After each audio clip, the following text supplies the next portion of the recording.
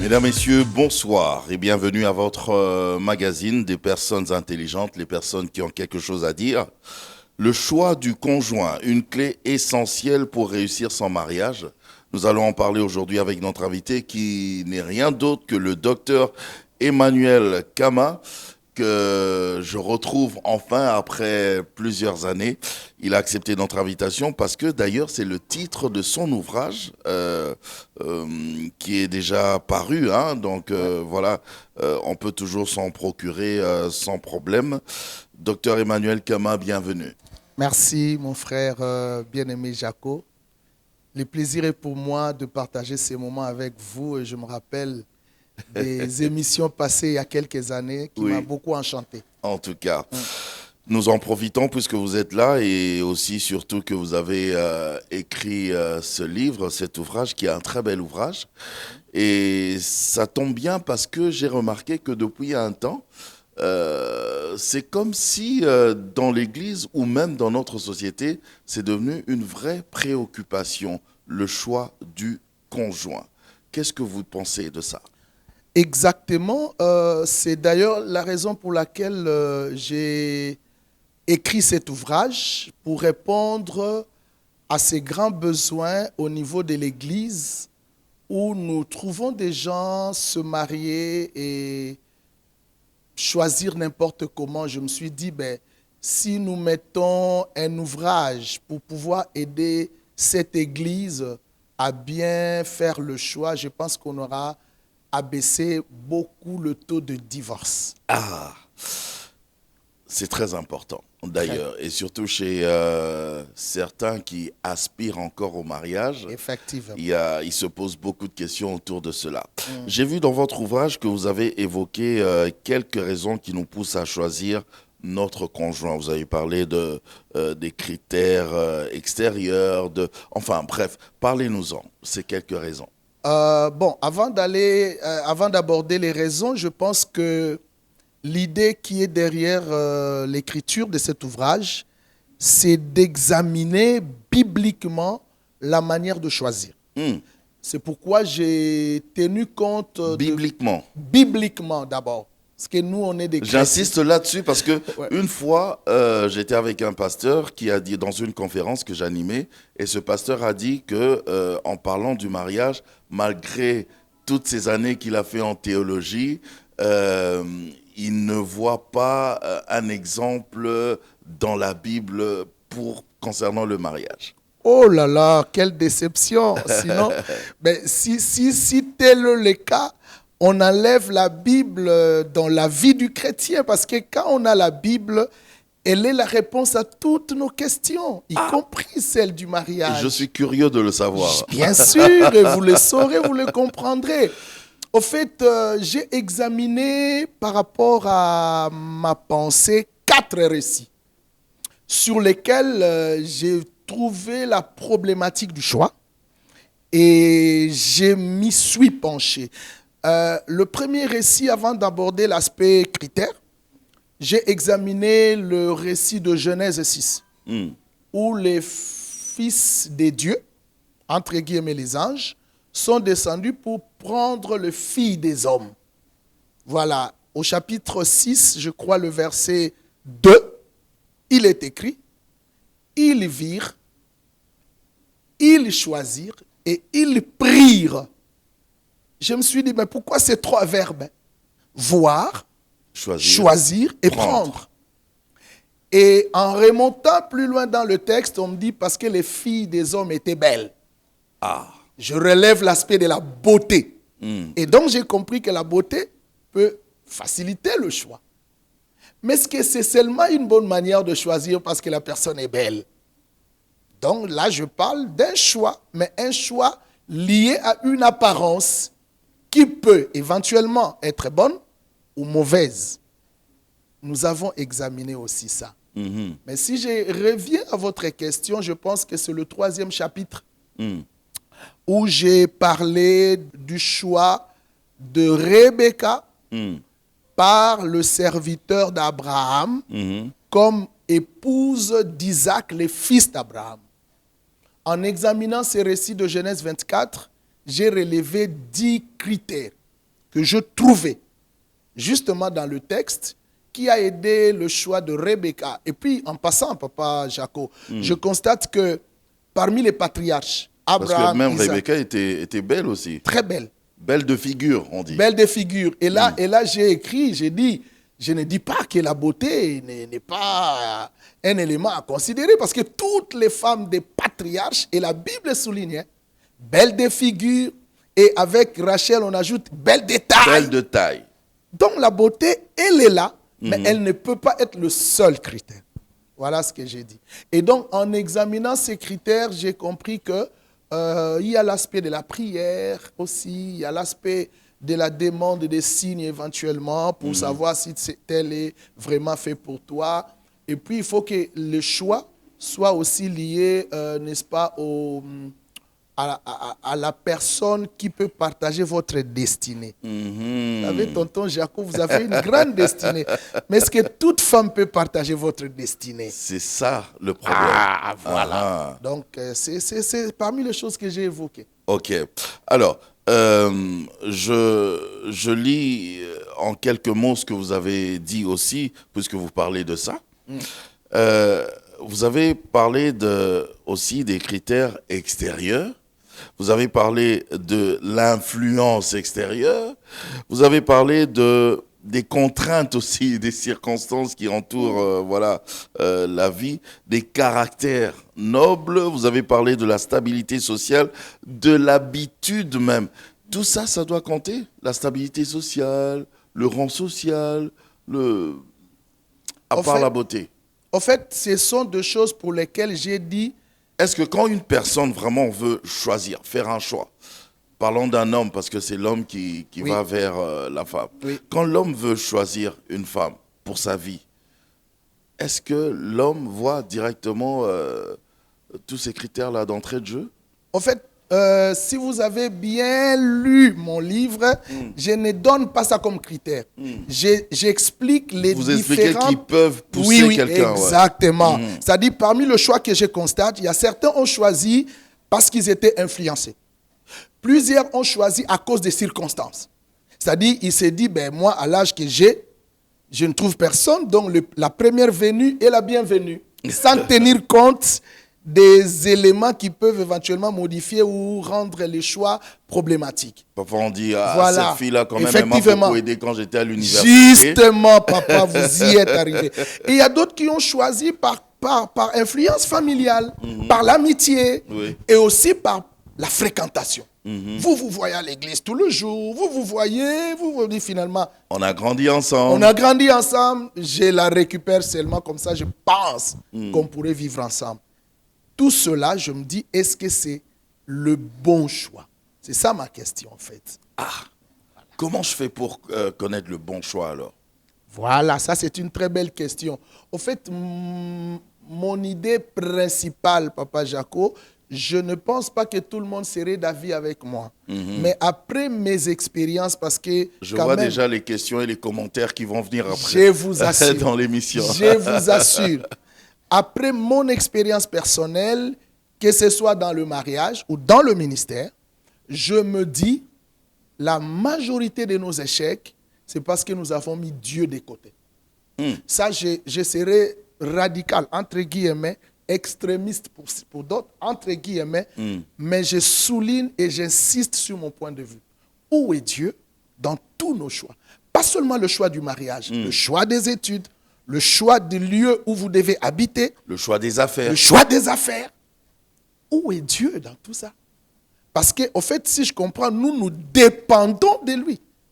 Mais où est-il? En fait, l'idée, le Seigneur me dit, j'ai été écarté dans la vie de plusieurs, écrit et dit à mes enfants de revenir au moins à moi, qui est la source, qui suis la source du mariage, de la vie, du bonheur. Je pourrais un peu les orienter.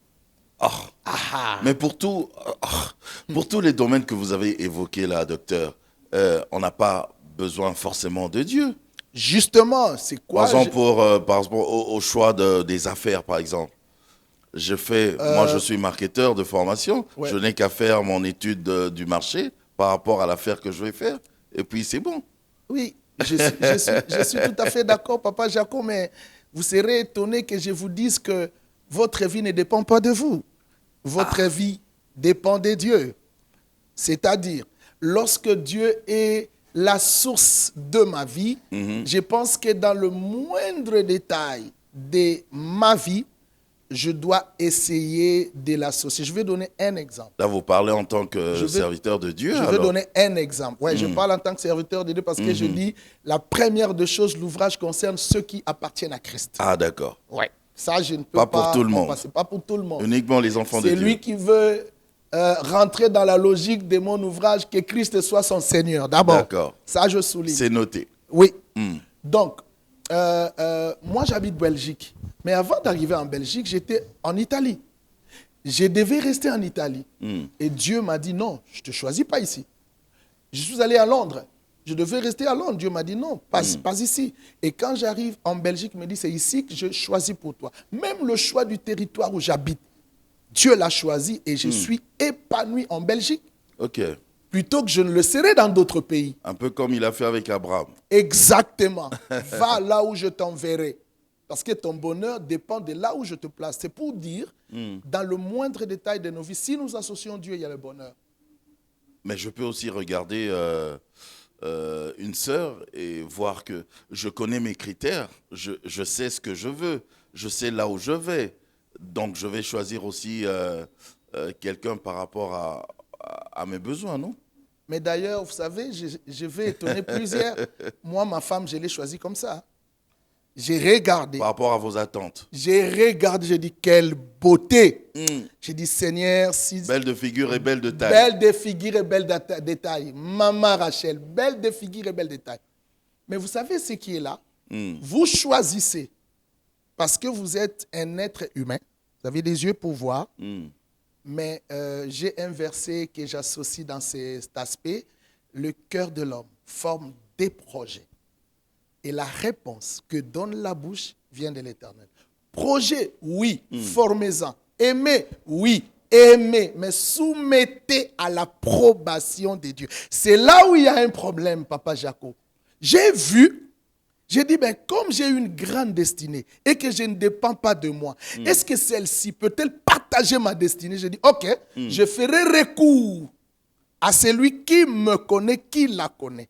Et c'est comme ça que quand je suis allé auprès de Dieu, Dieu a validé. Et Papa Jaco, on a 32 ans de vie commune, je vous assure. Waouh. Gloire à Dieu. Donc, je pense que cet aspect important, choisis, tu es libre, mais donner à l'approbation de Dieu pour la suite.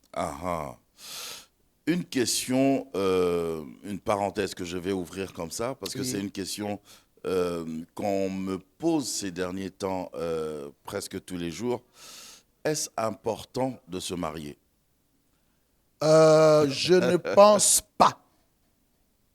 Je ne pense pas que c'est... Expliquez-nous. Oui, je ne pense pas que c'est important de se marier. J'ai deux pensées. La première pensée, c'est la pensée du Christ. Christ a dit, il y a ceux qui sont eunuques dès le sein de leur mère. Ça dit, eux ne sont pas appelés à se marier. Il y en a parmi Il y en nous? a, la Bible dit. Donc, puisque Jésus le dit, ils sont là. Question de C'est pas comprendre. seulement dans la Bible, il y en a aussi de nos jours? Je pense. Ok. Je pense. Oui, parce que comme Paul, par exemple, bon, les cas de Paul, c'était à cause du royaume. Donc, Jésus dit, deuxième aspect, il y a ceux qui sont uniques à cause du royaume. C'est-à-dire, il trouve que son ministère est plus important s'il s'est marié. Il aurait pu perdre peut-être, quoi, je ne sais pas, dans le ministère. Comme Paul, il se réserve. Et il y en a ceux qui le sont devenus à cause des hommes. Tu vois? Il s'était marié quelque temps après, il a eu un coup, il dit, bon, je ne me remarierai plus, je reste comme ça. Donc Jésus a donné 3 critères. C'est pas un péché? Non, ce n'est pas un péché. Ok. Jésus a dit c'est possible. Et Paul, quand il parle du mariage, Paul dit, si vous vous mariez, vous faites bien. Mais si vous ne vous mariez pas, vous faites mieux. Ah oui, Paul le dit. Ça dit, Paul comprend que, et puis il le dit, parce que le mariage nous a distraits. Ceux qui se marient s'occupent de leurs femmes, ils sont dans la distraction. Ça, c'est Paul, 1 Corinthiens 7. Les propos de Paul, quand même, Les propos de Paul, sont sujets à oui, à beaucoup de controverse. controverses. En plus, c'est son point de vue. C'est son point de vue. C'est son C'est point pas de Jésus vue. qui dit ça. C'est pas Jésus, c'est son point de vue. Par rapport à ce qu'il a lui-même vécu. Et c'est vrai, quand on est marié, on est dans l'occupation de la femme. Oui, je vous dis, c'est vrai, demandez les mariés quand même. Hein. Et que dites-vous maintenant De ceux qui de refusent. ce passage qui dit il n'est pas bon que l'homme soit seul? Ah oui, il n'est pas bon que l'homme soit seul pour la Parce personne. que quelque part, ça peut paraître Je paradoxal. vais hein. répondre. Oui. Il n'est pas bon que l'homme soit seul. C'est par rapport aux besoins que l'homme sent de se marier. Je veux vous dire, Paul dit, quand quelqu'un a le désir, hein, il dit, quand vous mariez votre fille vierge, vous faites bien. Mais quand vous ne la mariez pas, vous faites Vous mieux. faites mieux. Donc, il n'est pas bon que l'homme soit seul pour celui qui a besoin d'être en couple. Il n'est pas bon qu'il soit seul, qu'il cherche une femme. Mais pour celui qui se sent qu'il est mieux comme ça et qui peut servir son Dieu comme ça, il reste comme ça. Je n'obligerai pas les gens de se marier. Hein. S'ils ne sont pas préparés, je ne les obligerai pas. Je ferme la parenthèse. Vous avez Bien. dit qu'on doit consulter Dieu. D'accord, je prie, je consulte Dieu. Mais comment saurais-je que, voilà, finalement, c'est la bonne personne? C'est le bon choix. Dieu, il doit me parler, non? Il doit me répondre. Alors, comment je le saurai? Dieu parle tantôt d'une manière, tantôt d'une autre. C'est-à-dire, j'ai du mal à localiser les langages de Dieu pour vous par rapport à la manière diverse de parler de Dieu. Le conseil que j'ai donné dans le livre, soyez sensibles au langage de Dieu. J'ai repris le récit de ce monsieur qui est allé chercher la femme. Il a dit, Seigneur, si c'est toi, permets, c'est juste un exemple, la personne qui sortira, à qui je demanderai de me donner de l'eau à boire, et qui d'elle-même s'occuperait de mes chameaux, soit celle. Par exemple, il voulait écouter Dieu. Mais il s'est dit, ben, comment je vais écouter? Il donne même un signe. Et cela a été exécuté. Et là, il a compris. Donc, je pense que j'ai du mal à localiser le langage de Dieu, mais il faut rester sensible. Dieu peut parler par la conviction. Dieu peut parler par des gens qui viennent appuyer. Dieu peut parler par les découragements. Vous voyez, vous comprenez que non, Dieu ne veut pas ça. Tu vois, donc Dieu parle tantôt. Moi, par exemple, Dieu m'a parlé par une prophétie. Ok. Bien sûr. Quand je l'ai trouvé, j'ai dit, Seigneur, j'ai besoin que tu me parles. Je lui ai dit, viens, on va prier. Et pendant qu'on priait 4 jours de jeûne et prière, et c'est là où Dieu a dit, c'est elle. Mais papa Jaco, je vais vous étonner. Malgré que Dieu m'avait dit que c'est elle, Dieu ajoute, mais il y a un domaine dans lequel l'ennemi contrôle. Il faut prier pour ça aujourd'hui. Sinon, vous serez divorcé. Ok. La volonté de Dieu, mais le contrôle de l'ennemi sur un compartiment de sa vie. Et c'est ce jour-là que j'ai prié et ça m'a ouvert la porte. Mais, heureusement que vous aviez cette révélation. Heureusement. Mais pourquoi vous avez parlé de la révélation? Parce que j'ai compris que le mariage est un mystère. Et ça, je le dis à tous ceux qui me suivent. Le mariage est un mystère. Et dans ce mystère, on n'y pénètre pas sans la révélation. Et c'est ce que vous avez dit. Quand vous dites ça, ça me fait penser directement à toutes ces personnes qui ont divorcé et pourtant c'était le bon choix. Mais ne sachant pas que justement, papa. Il y avait un contrôle de l'ennemi exactement sur votre partenaire. Exactement, qu'on devait comprendre dès le début. Et tellement qu'on n'a pas su découvrir ça. Et puis, je vous dis quoi?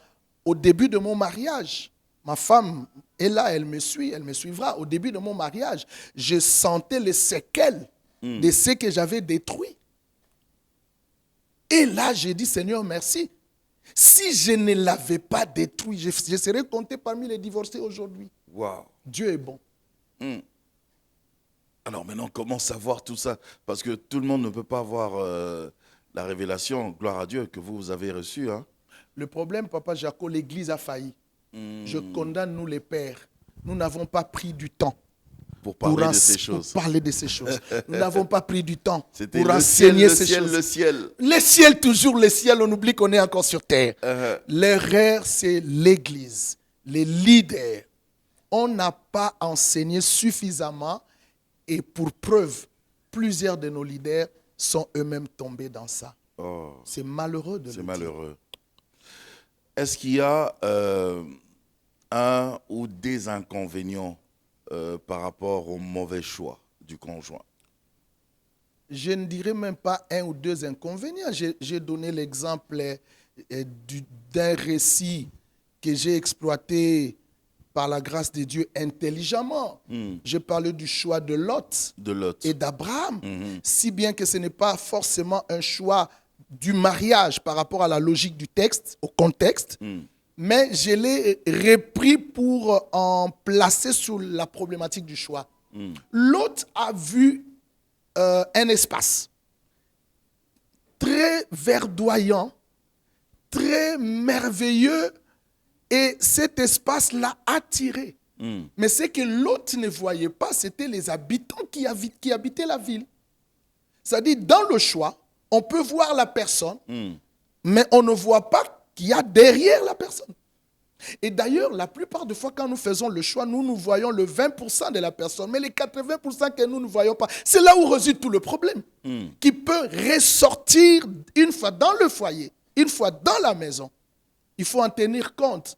Lot a vu une ville, mais il ne voyait pas les habitants de Sodome. C'est quand il s'est rendu sur place, finalement, il s'est dit, waouh.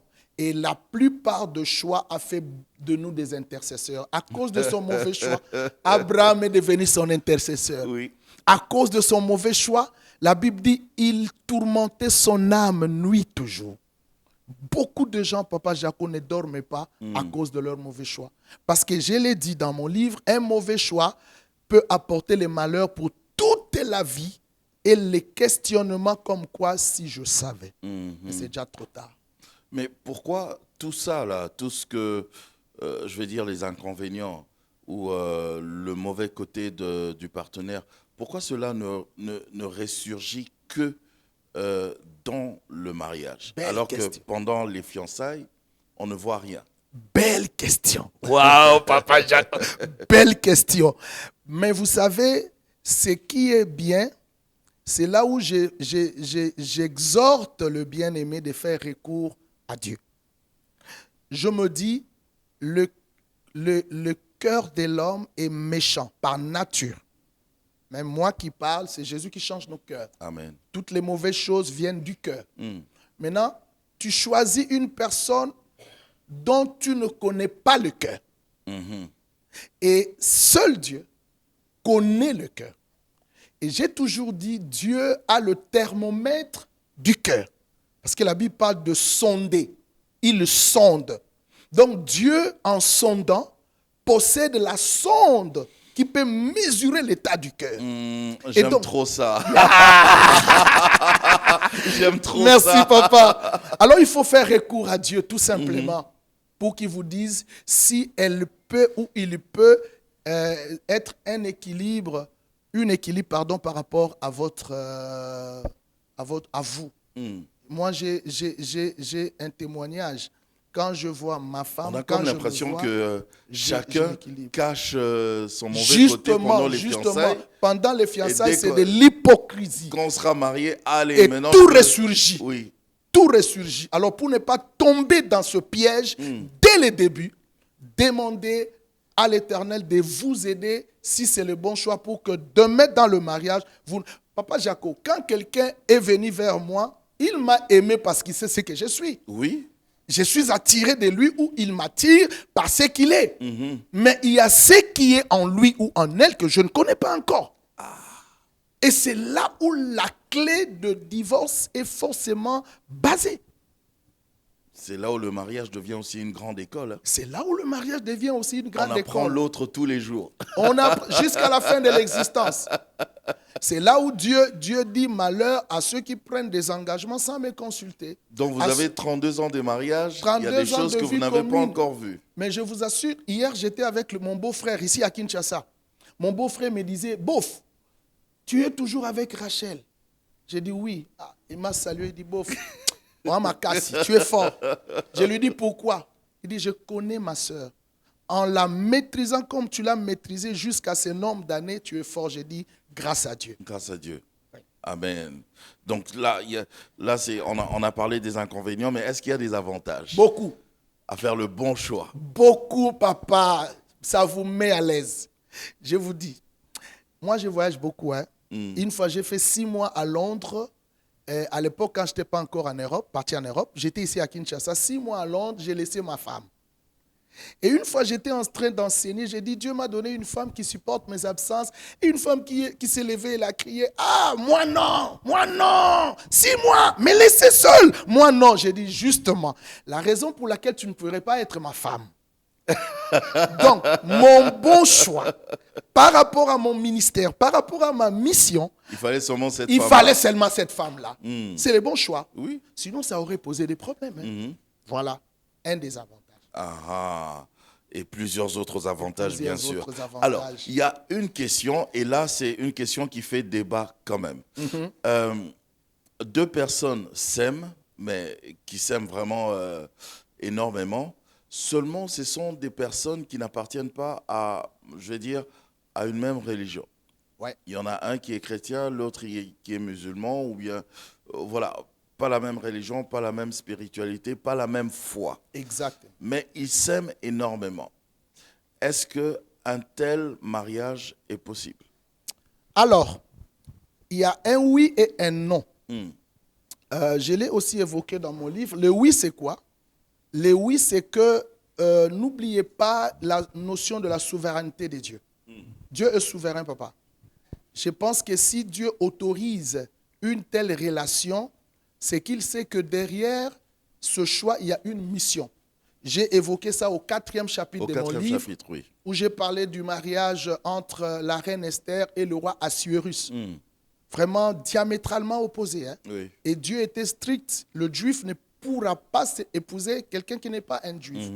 Et là, il a permis. Et d'ailleurs, son oncle Mardoché lui a rappelé, qui sait, si c'est pour ce jour ici que tu es parvenu là. Ça dit, j'appelle ça un mariage sous mandat, un choix sous mandat. Ça dit, Dieu dans sa souveraineté peut se dépasser et autoriser une telle relation parce que tu as une mission. Ça, c'est oui. Si c'est une mission, donc ça va s'arrêter à un moment. Si c'est un mandat, ça va s'arrêter à un moment. Non, ça, je ne sais pas, mais ça s'accomplira jusqu'à la fin de la mission. La mission peut être la conversion de ces messieurs, par exemple. Et c'est là que ce sera fin d'émission. C'est là que ça sera fin d'émission. Donc ça s'arrête. Non. Pas le mariage, ça s'arrête. La mission s'accomplit et puis le reste continue.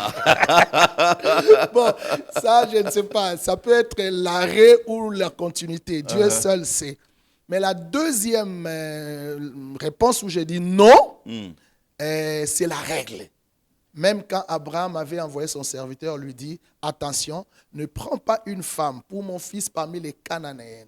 La règle est là, il faut avoir une personne, trouver une personne avec qui vous partagez la même foi, la même conviction, le même Dieu.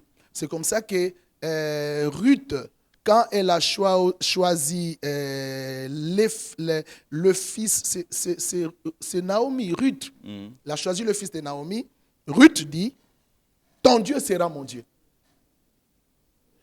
Donc, une fois que la personne veut choisir, il faut choisir une personne qui va accepter votre Dieu et qui est avec votre Dieu. Ça va vous faciliter. Je ne pense pour pas ne pas tomber un peu dans l'erreur de Salomon. Ah, exactement. Qui n'avait que des femmes qui peuvent t'amener loin de la foi, loin de Dieu. C'est moi, tu vois. Donc, oui, pour être ensemble, pour se marier, il faut avoir la même foi. Il faut tenir compte de ces critères. La même religion. La même religion, la même foi, c'est fondamental. Comme ça, vous avez les mêmes règles. Oui. Les mêmes rituels, même, on peut dire ça comme ça. Le même rituel, le même conviction, vous partagez le même livre. Vous lisez et vous priez le même Dieu. Et vous priez de la même façon. De la même façon. Mais sans pour autant appartenir dans une même église. Ok. Ça, c'est possible. Ça, c'est possible. Ah, d'accord. On parle souvent dans le mariage d'incompatibilité de caractère. Oui. Qu'est-ce que vous pouvez dire par rapport à cela? Moi, je pense que si Dieu autorise le mariage, il faut travailler l'aspect incompatibilité. Le caractère, on le travaille. Mais si j'ai déjà fait le bon choix, pourquoi est-ce qu'on parlerait après d'incompatibilité? Non, parce que quand vous avez fait le bon choix, c'est par rapport à l'équilibre. Mais il y a du travail à faire. Même quand nous venons en Christ, nous sommes sauvés. Oui. Et nous faisons un travail chaque fois pour améliorer. On parle de grandir dans la foi. Quand on veut grandir, tu dois travailler tout le jour. Et quand la Bible dit si quelqu'un est en Christ, il est une nouvelle créature, toutes les choses sont passées. Les Grecs ne parlent pas de ça. Le grec dit toutes choses passent. Ok. Pas sont passées. Passe. Donc tout le jour, il y a les anciennes choses qui passent. Qui passe. Et donc c'est un travail quotidien. J'ai marié une épouse qui est telle qu'elle est, ou un époux qui est tel qu'il est, je dois travailler. Je dois travailler. Parce que le mariage, c'est une école, justement. Oui. En quoi elle est une école? Il est une école. Mais parce que tu dois travailler et passer des épreuves. Ouais. Donc, l'incompatibilité de caractère et du comportement se travaille. Se travaille. Et il faut aimer faire ce travail. C'est pourquoi c'est l'école de patience, le mariage. Ah ouais. Bien sûr. C'est l'école Alors, de patience. je fais le bon choix, oui. Il y a cette incompatibilité de caractère, mais il y a aussi le fait que chacun vient au mariage avec son éducation. Oui. Alors, comment son éducation, avec ce qu'il aime, ce qu'il n'aime pas, comment on peut arriver à mettre nos deux volontés ensemble? Je comprends. Belle question. Chaque personne a son arrière-plan culturel, Oui. familial, Oui. éducationnel. Uh-huh. Moi, ce que j'ai compris par rapport à ça, sur cette question de choix, je parle de la concession. Il faut concéder à certains égards. Moi, je suis un Mukongo, j'ai épousé un Mouswahili de l'Est. Ma femme est de Maniema. Quel mélange. L'alimentation de Maniema n'est pas celle du Bas-Congo. Ouais, c'est vraiment opposé. Il y a des moments où je me suis adapté à l'alimentation de ces coins-là. J'ai fait concession. Et nous vivons. Elle, Mais vous n'avez pas eu à vous adapter. Vous avez évolué en Belgique, donc il n'y a pas de problème. non, Côté mais gastronomie. je suis en Belgique, mais nous mangeons africain, ne vous en faites pas. Hein.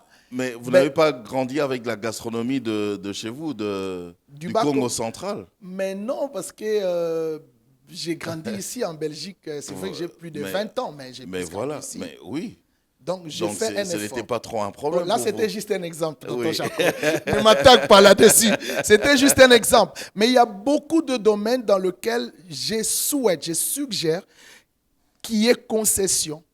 Il faut concéder, il faut donner une partie de vos droits pour pouvoir mettre de l'équilibre et de la paix dans le couple. Qui donne une partie de ses droits à qui? Moi, je lui demande. Si elle le fait, tant mieux. Si elle ne le fait pas, moi, je le fais. Tout ça, c'est pour chercher la paix. La Bible dit rechercher la paix. La paix, on la recherche, papa. Docteur, Parce les papas vont se fâcher là. Les papas radicaux, ils vont dire, mais docteur, qu'est-ce qu'il dit?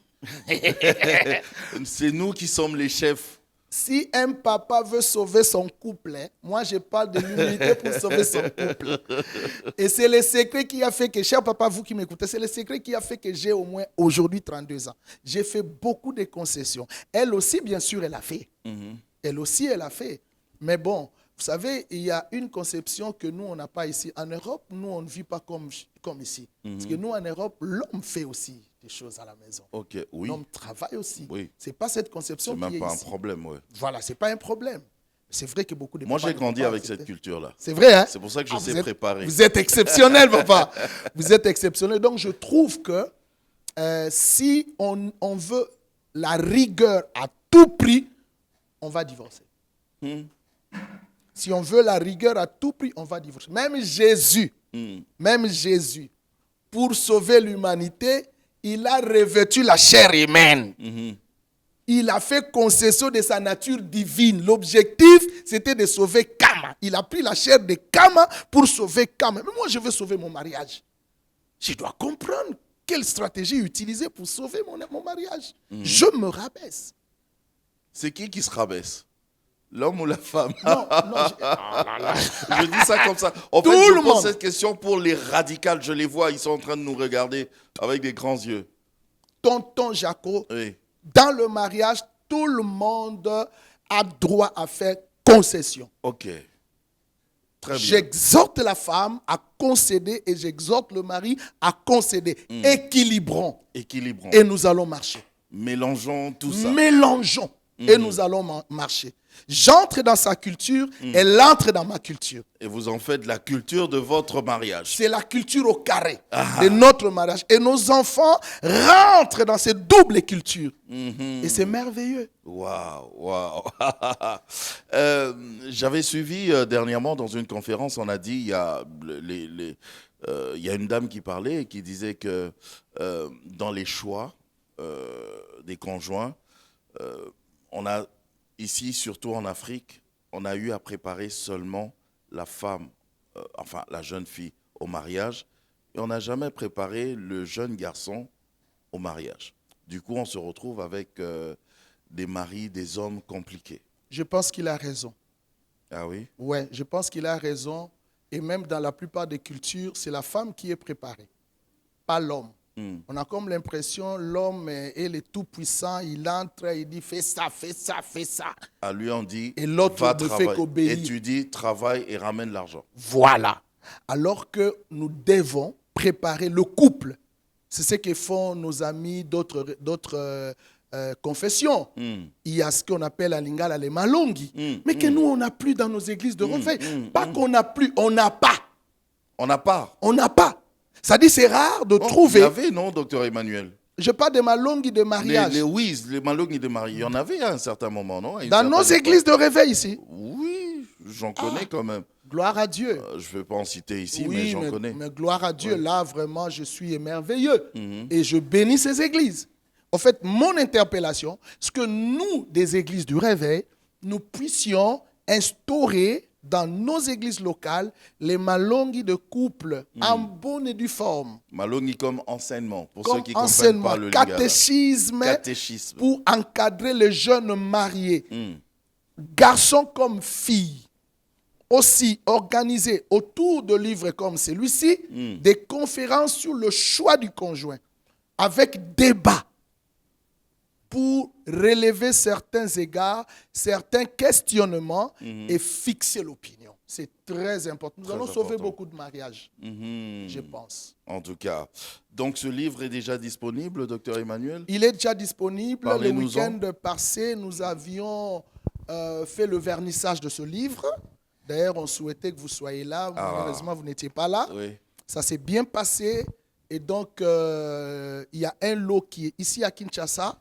J'ai des numéros de téléphone des servantes de Dieu, l'apôtre Maria Bibicha, et puis le révérend docteur Shekina Tombo, qui sont mes fils dans la foi, qui vont s'organiser pour la vente, etc. Ceux qui veulent ce livre, qui est d'une très grande bénédiction, Oui. je pense que le numéro peut passer et puis Oui, ils bien peuvent sûr. appeler. Ah, Et comme je voyage déjà prochainement, on va aussi organiser le vernissage de ce même livre à Paris. ok. Et donc, toutes les dispositions, en plus, il y a Paris, Bruxelles et Londres aussi. Ouais. Peut-être que je serai à Paris alors. Fantastique. Fantastique.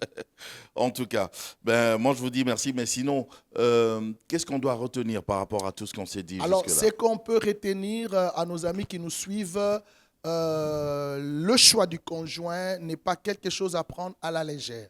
Un mauvais choix peut impacter tout votre bonheur et toute votre vie. Un bon choix peut vous relever et vous bénir dans votre vie et votre parcours. Donc, prenez ces moments du début au sérieux pour ne pas regretter demain. Je pense que mieux vaut souffrir aujourd'hui une fois que de souffrir par un mauvais choix en entrant dans un mariage qui n'est pas de vôtre et regretter toute la vie. Pour y parvenir, procurez-vous de ces livres, lisez les conseils et Dieu va vous aider à ne pas tomber dans un mauvais choix. Pourquoi je dis ça? Parce que même aujourd'hui, tout ce que vous voyez comme filles ne sont pas des humaines. Il y a des incarnations spirituelles. La plupart se sont mariés à des mami wata sans le savoir. Et après vous dites, c'était une sorcière, je ne savais pas. Alors pour ne pas tomber dans ce genre de personnes, parce que le monde va à sa fin, l'ennemi est rentré dans tous les domaines, alors veillez sur vos choix. Merci. En tout cas, je rappelle que on était en train de parler justement de cet ouvrage, un très bel ouvrage, qui a pour titre Le choix du conjoint, une clé essentielle pour réussir son mariage. Un ouvrage qui est écrit, bien sûr, par son auteur, le docteur Emmanuel Kama, que nous avons reçu sur ce plateau. Je vous dis encore une fois merci. Merci, Toto Jacques. Merci à vous également, mesdames, messieurs, de nous avoir suivis. On va se retrouver la prochaine fois pour un autre numéro de Dites-moi tout et bonne suite de programme sur Univers Télévision. Au revoir.